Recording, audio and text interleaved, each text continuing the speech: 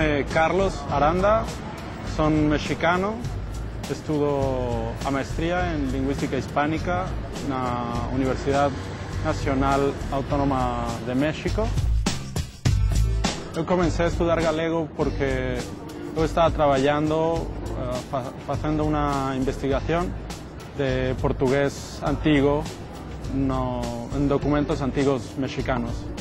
No documento aparece muchas veces la palabra auga, que en portugués, en español existe. Entonces, después de estudiar galego, yo soube que no era un error, que era una influencia de la zona dialectal de este escribano. La lengua galega sirve mucho para achegarme a cultura galega, que eu non conocía. O que temos moi parecido é isto dos diminutivos, ¿no? Como graciñas ou aburiño. En México, para nós, por exemplo, sempre decimos ahorita, ¿no? Aquí en Galicia sentíame un pouco como na miña casa, porque a xente é moi amable, moi cálida.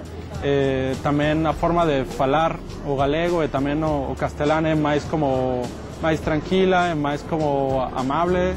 Góstame algunhas palabras como nai, góstame tamén bico, tamén a palabra pechado, non sei por qué, góstame. O galego tiene moitas ventaxas porque penso que poden falar sen ningún problema con calquera que fale castelán e tamén poden falar con calquera que fale portugués. Toda Latinoamérica está aperta para vos. Penso que son moi ricos na súa cultura e penso que non é tan distante da mexicana, entón penso que pode ser de utilidade para nós. Entón eu quero facer isto na miña universidade.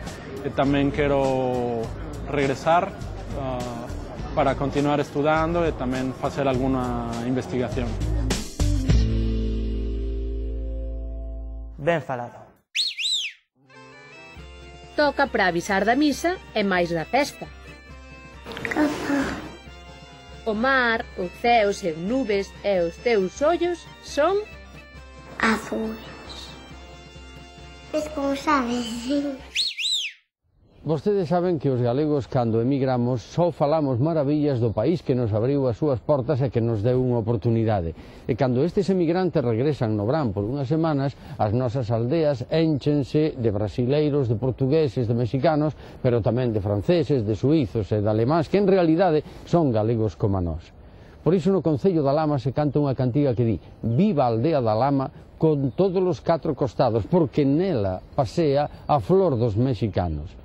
E no Camposanto de Caritel, que está a par da Lama, hai lápidas que están en portugués. E mesmo unha persoa que pediu que o enterrásemos envolto na bandeira de México.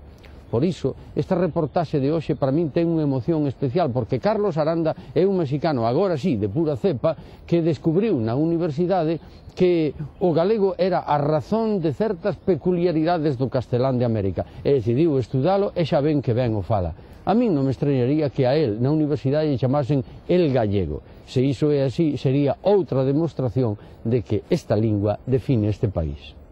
Abur.